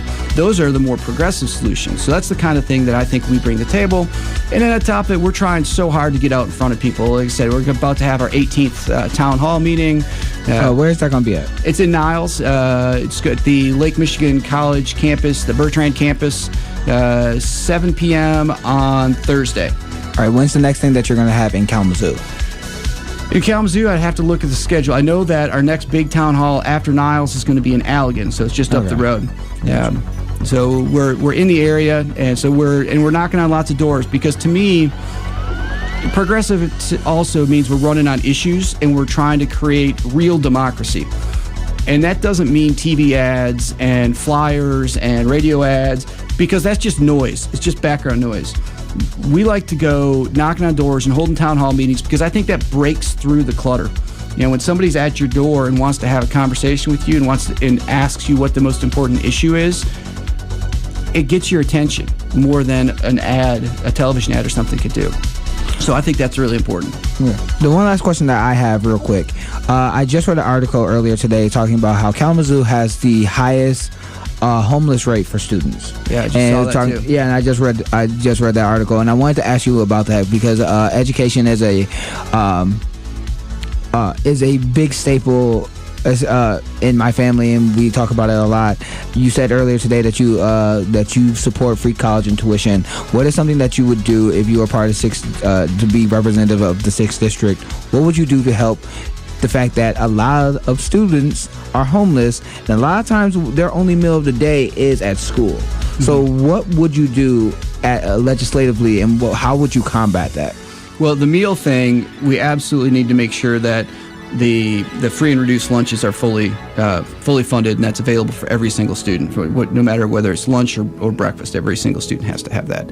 And then it goes back to, I don't actually know what the cause of that homelessness is. And that's where I say the progressive solution is here. We can create homeless shelters, and we can create places for those children to spend the night or to find some place where they can get shelter, which is fine, and we need to do that in the short term. But then we need to see, are they homeless because they are orphaned? Are they homeless because their parents are homeless? And if their parents are homeless, is that because of drug addiction? Is it because they aren't working, they aren't getting a living wage? Is it because of mental illness? And then we need to create the programs that are going to help people with mental illness. We're going to create the programs that are going to help people with drug addiction, and we're going to make sure we have living wage jobs. So we look at why are they homeless, and honestly I don't know that.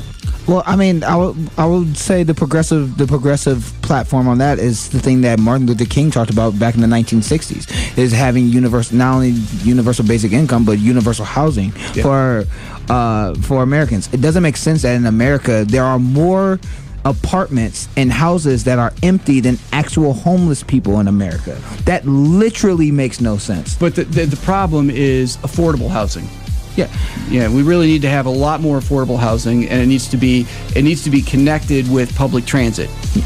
Yeah, definitely agree with that.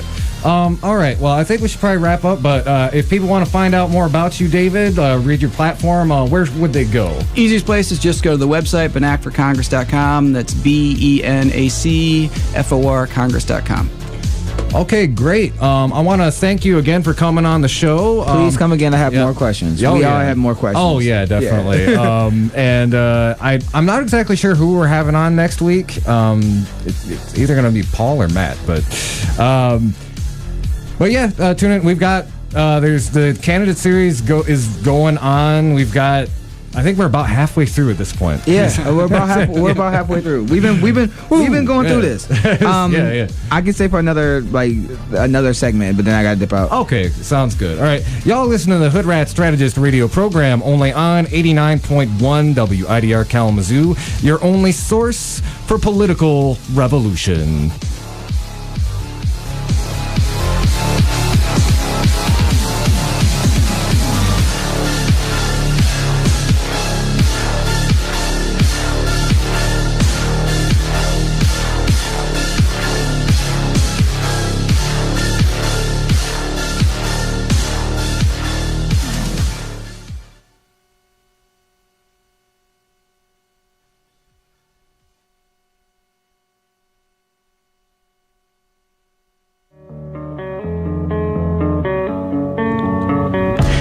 Be apparent, but hunger is a rather prominent issue amongst the student body of Western. The Invisible Need Project is a multifaceted initiative that's aimed to help struggling students. Every 2 weeks, generous people donate their food to the pantry located in the Fawn Student Service buildings or other drop-off locations. All you need to do is grab a reusable bag and grab whatever food you need to help sustain yourself. If anyone's unsure when their next meal will be, or if you have a little extra food you'd be willing to donate, the food pantry is your place. If you're looking to help donate, become a volunteer, or just learn more, call 269-387-4742 or email dosa-inp@wmich.edu for details.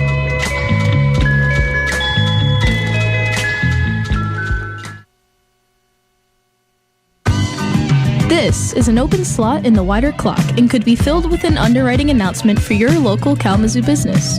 For more information, please visit widerfm.org and head to the support page.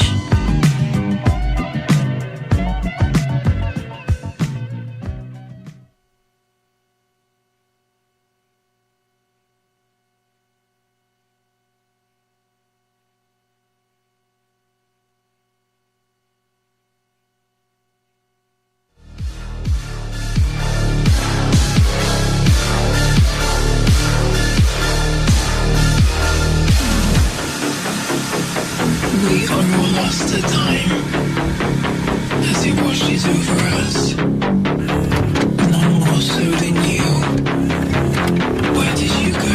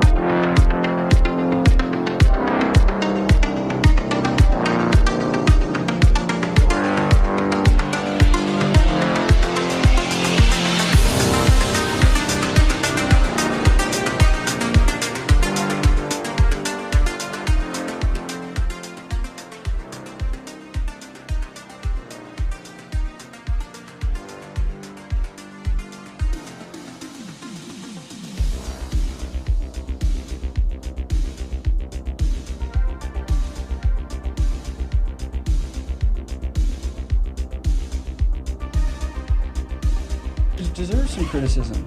Oh yeah. He did some things that were good, but he also did a lot of bad. No, we no. Oh, we, we're- we, we, oh, we, I'm sorry. we By the way, talked we're- about that on this show. Oh, we're actually on air. Oh, now. we're on air. Oh, yeah. oh, no. Sorry, Oh, no. sorry, I didn't mean to see you, catch David. anyone off guard. Yeah. All right, see you, David. But we were just talking about if you caught the tail end of that. Yeah, Obama does deserve some criticism, although. When you criticize Obama, that there's a backlash, and even we're talking about that thing with Bernie Sanders, and even that was like it wasn't even really a criticism. It's like always a charismatic politician. Like it was a good thing. Like I would have had some things to say. Probably were not quite as nice, but just. I mean, okay. So for those who are not in the know, this news was pretty old, but there was a lot of backlash with Bernie Sanders when during the commemoration of Martin Luther King, and with Martin Luther King around his assassination, and we're talking about a lot of the policies and the dreams that he was talking about, and the dream and the progressive policies, democratic socialist policies that he thought about. And if you look at those policies and you look at what the Democratic Party has actually been pushing, some of it does not match up to what Martin Luther King talked about. Not really. A lot of it matches up with the policies that Bernie Sanders was talking about, yes. But if you look at the overwhelming Democratic Party, no. Is the overwhelming Democratic Party, is the leadership talking about a living wage? Is the leadership talking about free college and tuition? No, they are not. Is the leadership and there was a lot of policies that he was talking about that was before that's even more left than Bernie Sanders, like universal basic income, universal housing. Months before his assassination, he said that the Poor People's March was marching to Washington to get their check, to get their check because the system of America and American capitalism was based off of the disenfranchisement and work of the black community, of slavery. Yet they did not want to pay those residuals back to the community, even though they said that we will get 40 acres and a mule. And the Poor People's Campaign was about going to Washington and getting that check. That's what Martin Luther King said. So it was funny to me how when Bernie Sanders is talking about policy and his policies line up with Martin Luther King, that he's being smeared and saying that his 2020 campaign is dead. It's dead. It's dead because he's in line with one of the most progressive political figures in America. And I do want to backtrack a little bit and make it clear that like Obama, as far as U.S. presidents go, was pretty good. It's more like my anarcho-socialist, but like I don't really like U.S. presidents in general. But he does deserve some criticism. Something this brings to mind.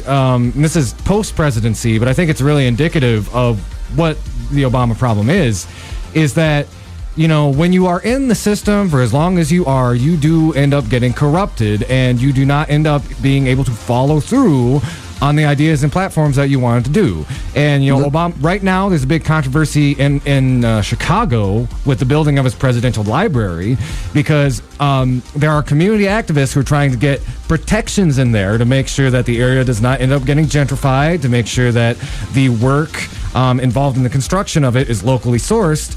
And Obama is not coming to the table to do those kind of community protection agreements, where in I believe it was the 80s, he was literally in that neighborhood as a community organizer, pushing back against the exact thing that he is currently doing.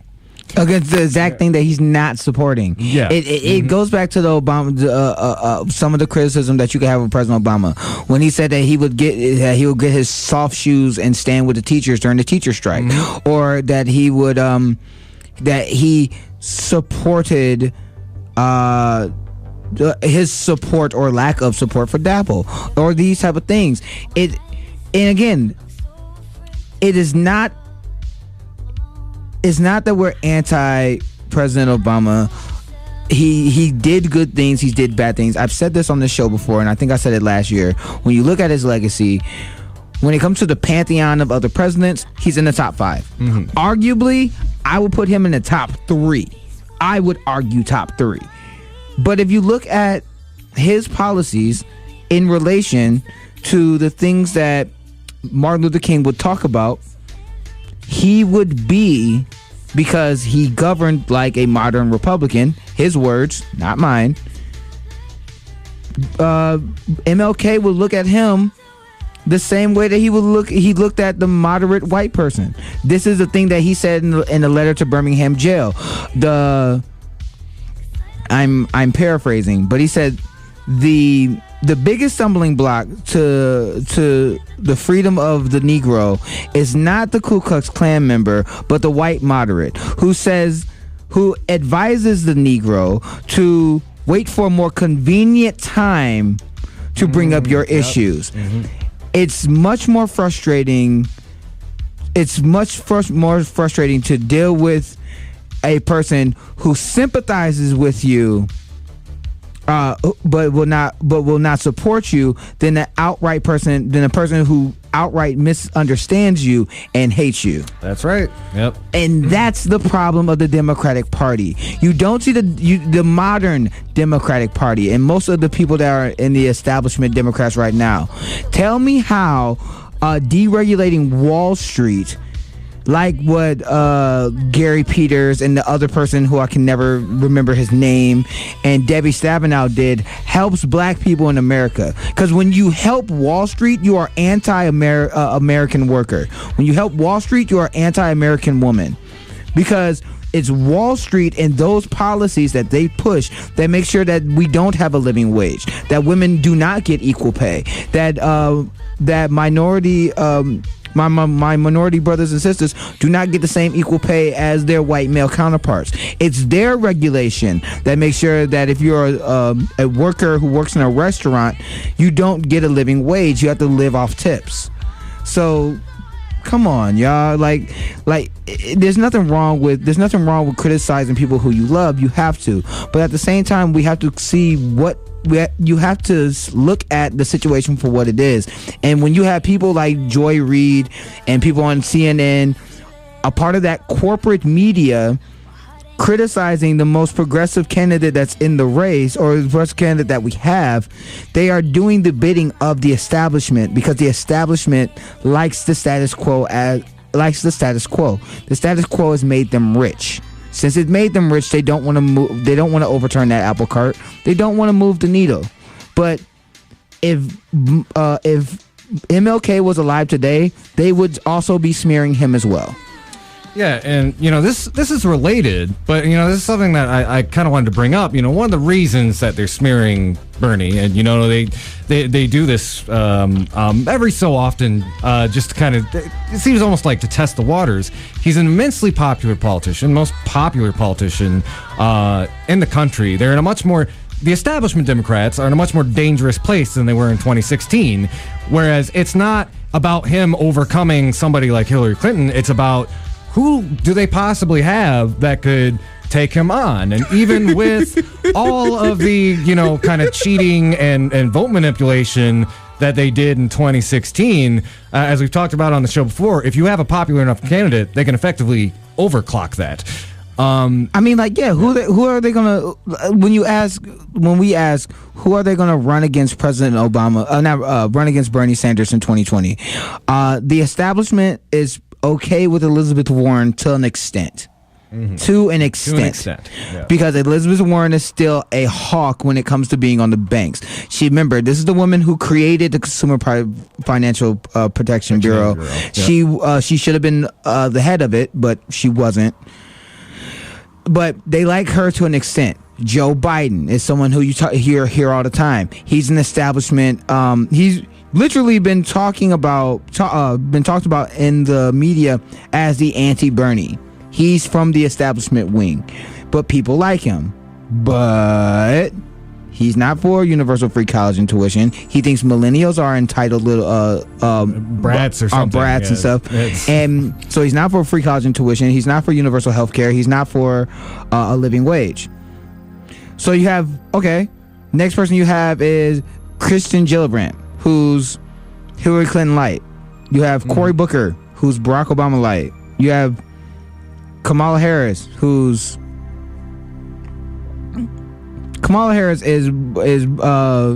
an establishment, is a part of that establishment bubble too. Again, these people take corporate PAC money, except Kristen Gillibrand and Cory Booker said they're not doing anymore, even though.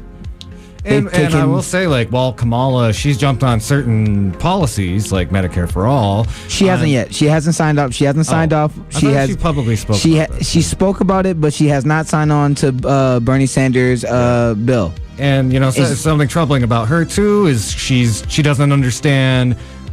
She supports ICE, which we've talked about that enough on the show. Bad. Famous case where she got Steve Mnuchin off the hook as the Attorney General. Was it Attorney General? No. Yeah, she was the Attorney General of California, and her people had over 1,000 cases that One West Bank was taking homes away from grandmothers and veterans. They had over 1,000 cases. She did so much and nothing against One West Bank that Steve Mnuchin donated to her in her freshman bid for Senate. Mm-hmm. So I guess the overall point is beware of what is it? Progressives in false clothing? It's progressives in false clothing. It's wolves in sheep clothing. What you will see is people co-opting the movement. So you'll hear James Dean, Howard Dean, who used to be a progressive, go on MSNBC and say, "I'm for progressives too, but I'm for new progressives. We should have Kamala Harris. I don't want to have Bernie Sanders." Howard Dean, who used to be a progressive until he became a lobbyist. He's the perfect example of how when you take corporate money, you get corrupted. He started, I believe it was Progressive Democrats of America, and quite recently you saw him shouting at Trump for not being far enough to the right on Syria. And we'll talk about that in a little bit. But, kind of a bigger overall point I want to make too is we have candidates like David and Eponine and Paul on who are pushing for this progressive platform, and one of the reasons it's so important is if you look at this from a bigger kind of historical perspective and kind of tying into the fact that, Obama he did not enact kind of the progressive vision that he campaigned on. Something we all have to understand going forward, even if we get Bernie Sanders in 2020, even if we get a lot of these Congress people in, it is the system that drags people away from their ideal platform. It is the system that made Obama choose 7 wars instead of de-escalation, and what made him pick a cabinet full of people picked by Citibank. It was also it was that same cabinet that was picked by Citibank that made him make the Bush tax cuts permanent. It's again, it's not us just being overcritical. He did do good things. The Iran nuclear deal was fantastic. The taking away the embargo on Cuba is fantastic. What he did when it came to environmental change, and the climate accords, it didn't go far enough, but it was a step in the right direction. But at the same time, we have to ask of our representatives more. We cannot, as MLK, going back to MLK, we cannot celebrate and clap and support the tranquilizing drug of gradualism. Yeah, we can't stop and just think, oh, let's just elect these messiah figures and they'll fix everything. That's not how it works. Yeah. When FDR was president, his general ideology was fairly left, but the reason he was able to get those policies done was because the socialists, the communists, the progressive Democrats were all, Democrats, were all on his butt. They were on his butt constantly. And that's the kind of energy that we need to see. And you know what? If you're out there, if you're an anarchist or you're a socialist and you don't want to have anything to do with the Democratic Party, that's okay. But we all need to make sure we are paying attention to what these politicians are doing and putting pressure on them, because that's how the New Deal happened. And frankly, what we're going to need next, it's going to be something a lot more drastic and dramatic than the New Deal. I feel like we're going to be transitioning into whatever, it could be socialism, could be some sort of transhumanism, but it's going to be a post-capitalist model, and we're going to need all hands on deck at the grassroots level to facilitate that change. I mean, yeah, it's going to be democratic socialism. Democratic socialism is not as scary as some of my friends on Facebook think it is. It's really not. Socialism is the lap band of capitalism. Capitalism is designed to eat itself. That's why That's why you can have things like Toys R Us going under because of vulture capitalists like vulture capitalist countries like Bain Industries and stuff, taking over, making their money and then destroying a company. So I have to go. I have to finish this conversation with y'all next week. Right. Love y'all, but gotta go. Peace. Okay. Well, thank you so much, Lawrence. We got about 15 minutes, so there's a couple of things I really wanted to touch on that I'm just kind of gonna go through as quick as I can, but I think they're all really important topics that need to be hit on. This first one is really important because it has to do with something that could really threaten our undocumented and immigrant communities. And this is from the Detroit Free Press. I'll just kind of drop it real quick, but it's the Michigan House. They're pounding out a bill now that would mark driver's licenses for immigrants. And this is not specifically towards like undocumented people. It would just be, are you a citizen or not? And I'll read a little bit from the article. Michigan House, they introduced this bill.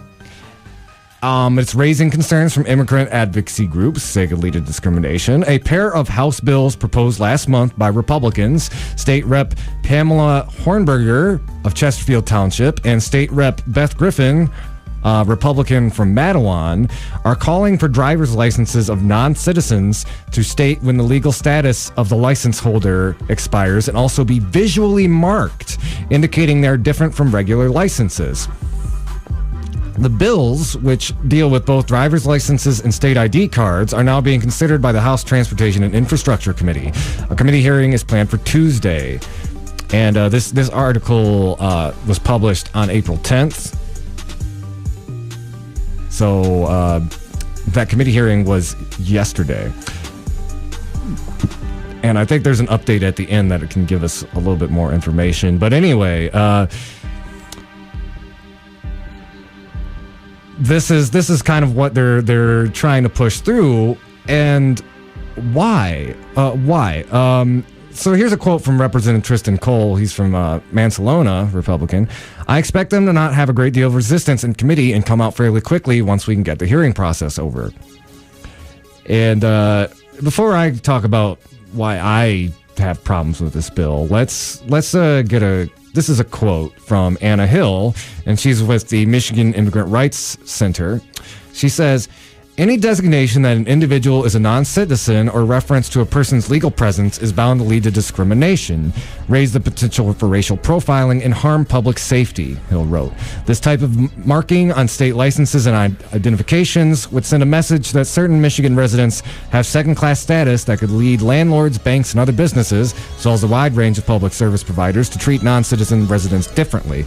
And, one of my biggest concerns with this is, as somebody who's been out there really decrying ICE, who has gotten bolder and more nasty since Trump got into office. We've talked a lot about how, there's a lot of deportations under Obama, but the level of brazenness and cruelty that is occurring under the Trump administration is it's sickening. There's just a story we heard about the other day of this couple who, they weren't even undocumented, but they were profiled as potentially undocumented. ICE got them into a police car chase, and they ended up crashing and dying. And another thing, like with ICE, their car was unmarked too, so they had no way to even tell like it was a law enforcement vehicle. So also they denied that particular behavior, but the video caught them. They've also they will harass. There's video of them harassing people in plain clothes. There was a video of this couple coming out of court, who, again, they actually were documented, but they were profiled, they were harassed. You had like these 5 ICE agents surround them, not even wearing uniforms, kind of like hovering their hand over their weapon. And if you're this couple, you have no idea if these are law enforcement agents or just racist ass white people. And they refused to show them identification. They just kept saying, we're ICE, we just want to ask you some questions,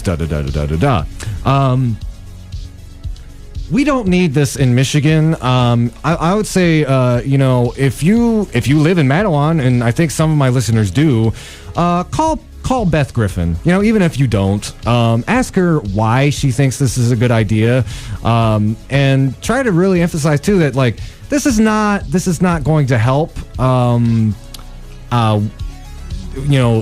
It's not going to help decrease crime. All it's going to do is ostracize an already vulnerable population, which, for the most part, are law-abiding citizens. All right.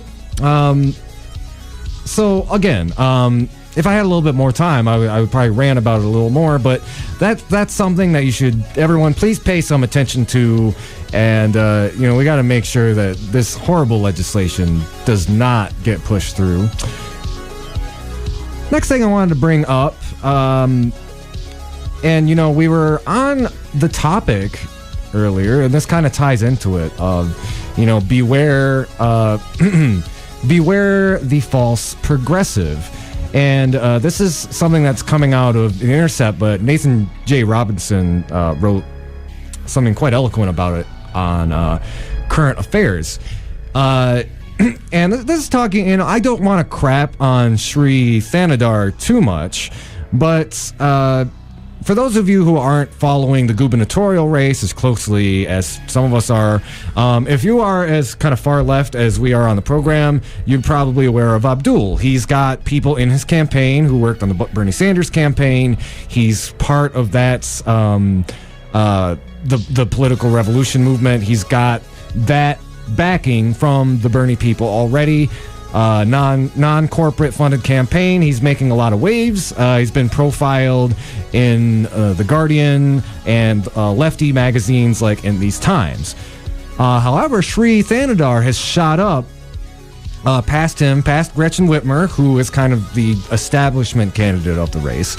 And Sri Thanadar, he's a self-financed billionaire who has adopted the progressive platform, is touting around Bernie Sanders' name quite regularly. But this is also a man who was considering running as a Republican, who had kind of a blasé approach. He's a political novice also. And I mean, frankly, does the Democratic Party need an answer to Donald Trump, an experienced billionaire running out of his own coffers?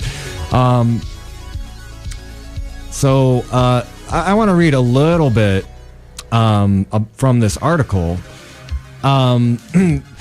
The Bernie Sanders campaign has successfully, quote-unquote, dragged the party to the left, and previously fringe policies like single-payer health care and universal free college are now being embraced by mainstream Democrats. But while some Democrats have undoubtedly come to understand why single-payer could make people's lives better, plenty of others will simply have taken note of the fact that Sanders is the most popular politician in the country and adjusted their very strongly held personal beliefs accordingly.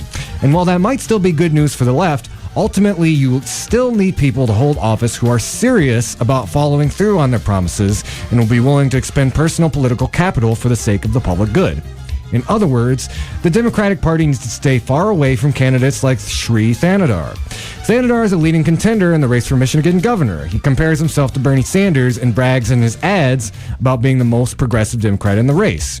His campaign materials criticize the very wealthy for hoarding too much of the nation's income, and he has embraced the $15 minimum wage. But as Nathan Robinson goes on to talk about, like, he didn't even know which party he was going to run for. And in the background of his campaign, said when the consultants asked him what issues he planned to emphasize, he became very cagey about what his positions were, telling one set of consultants he was pro-life and another set that he was pro-choice. He also repeatedly expressed a disdain for progressives and Bernie Sanders in particular. Jelani's sources, and he references the Intercept article, his article quotes multiple sources confirming that Thanadar was trying to figure out whether he should be a Republican or a Democrat. Ultimately, he settled on being a populist Democrat, not a bad choice strategically, since he's correct to judge that Sanders' message resonates with the people of Michigan. And as a result, with the help of a few $1 million in self-funded TV ads, he is, quote-unquote, now the most recognizable name in the Democratic field, and a serious contender for the nomination. Not only does Thanadar appear to have adopted his platform entirely out of opportunism, but he's exactly the kind of grotesquely profligate wealthy person who so epitomizes our present age of inequality. According to the Detroit News, Thanadar once gave a St. Louis television station a tour of his mansion on 3 acres in suburban Ladue, highlighting its 7 fireplaces, a pool with 7 fountains, a theater stage with a green room area for artists, a 160-inch projection television, sauna, steam room, and more. And I'm just going to add one last thing this article doesn't really touch on. If you've seen all the candidates speak, Abdul's the most charismatic, and he knows his policy. He wins people over. A lot of people are worried, oh, he's a Muslim, people are racist, they're not going to vote for him. Well, people thought that about Barack Obama before, too, and he ended up doing very well. And any room I've seen him in when there are people asking him questions like that about Sharia law, he wins them over. A lot of Michigan residents, in the rural areas, they've never even met a Muslim. And when they meet and talk to Abdul, he changes their mind. Most of the time, he changes their mind and makes them receptive. Sri, he doesn't have that charisma. And a lot of times it's kind of hard to understand what he's saying. So if you have him up against another similarly well-funded Republican, who in this case is going to be Bill Schuette, I really don't think he stands nearly as much of a chance as Abdul, if you're talking about somebody who's sincere about that policy. One last thing, feature on the program before we wrap up. And I wanted to play this because it was very unusual and it was very surprising to me. and I want to bring this up because a lot of people think that anti-interventionism, anti-imperialism is something that is unique to the far left. There are actually people on the right who agree with a lot of our positions. Now, I'm going to play a clip of somebody speaking out against the drumbeat of war in Syria, who is a Fox News anchor, Tucker Carlson, who I don't agree with on most things. One, I don't think pandas are, kind of dangerous sex fiends, and I think climate change is a thing, for example. But just listen to this and realize, there's a bipartisan consensus in Congress about going to war, but you know what? There might also be a bipartisan consensus about not going to war. So let's go ahead and play this clip. And just keep in mind, this is from Tucker Carlson, and yes, believe it or not, this was on Fox freaking News.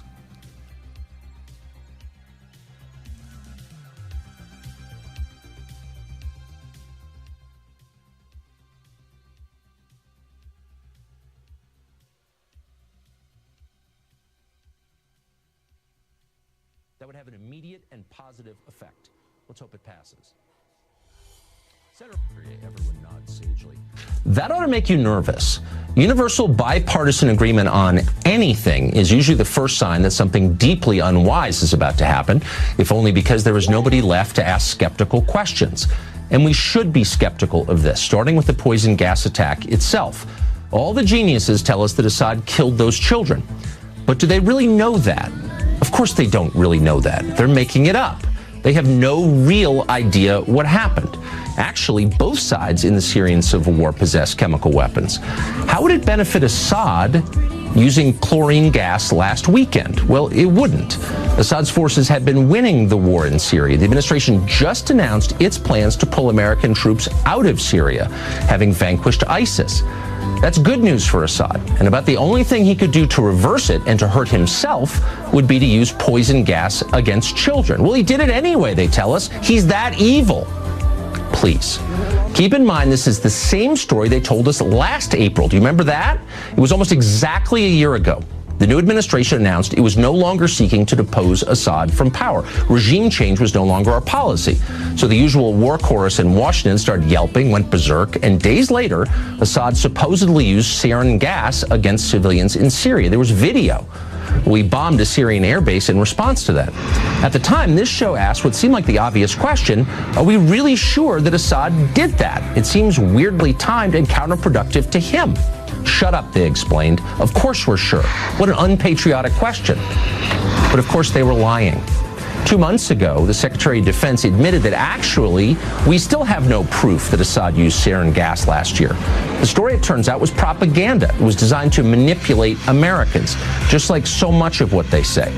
We've seen this movie before, and we know how it ends. But just for the sake of argument, let's assume they're not lying this time. Let's assume Assad did just use chlorine gas against kids. He's perfectly capable of that, by the way, not defending his moral character. Let's say he did do it. Would that be worth starting a new war over? Overthrowing Assad's regime in Syria would result in chaos. Many thousands would die. And in fact, we might likely see the genocide of one of the last remaining Christian communities in the Middle East, and we ought to care about that. Some of the dead, of course, would be American servicemen. A new war would cost us tens of billions of dollars. Maybe. I just wanted to interject real quick. Again, I agree with what most of Tucker's saying, but, just Christian groups? I mean, like, how about everybody in Syria? Oh, well, I'll take what I can get. Republican guy being anti-interventionist. I'll let him finish. Be hundreds of billions. Would it make America safer? Would it make the region more stable? Let's see. How exactly did regime change work in Iraq and Libya? Doesn't matter, say our moral leaders on CNN and everywhere else. Atrocities like this cannot be tolerated. Okay, but let's be real. We do tolerate atrocities like this all the time. For example, there's a devastating famine killing children in Yemen right now. The Saudis are causing that famine. Should we drop tomahawks on Riyadh in response? Not until it's on YouTube, apparently. When you conduct foreign policy by viral video, pictures are essential. But in real life, Syria is a highly complicated place. With Assad gone, who would run it exactly? Do we have another strongman in place to install? Or is it our hope that a stable democracy will magically appear in the wake of this protracted civil war? And who exactly are these moderate rebels you're always hearing about, the ones that we're supporting with your tax dollars? Well, a lot of them turn out to be Islamist crazies. For example, the city where the chemical attack just occurred is mostly controlled by the Army of Islam. It's a radical group that has called for establishing an Islamic state under Sharia law in Syria. That group's founder called for exterminating all Shia Muslims and Alawites from the country. But we're supposed to wage a new war on this group's behalf. By the way, I know like a lot of right-wing folks will trump up like, you know, the boogeyman of Islamic terrorism, but he's actually absolutely right. Our CIA and the Pentagon were actually funding competing rebel groups that both had very extremist jihadist beliefs. So let's keep going. Why is that exactly? Back in 2013, when the Syrian civil war was still in its early days, one onlooker weighed in on Twitter.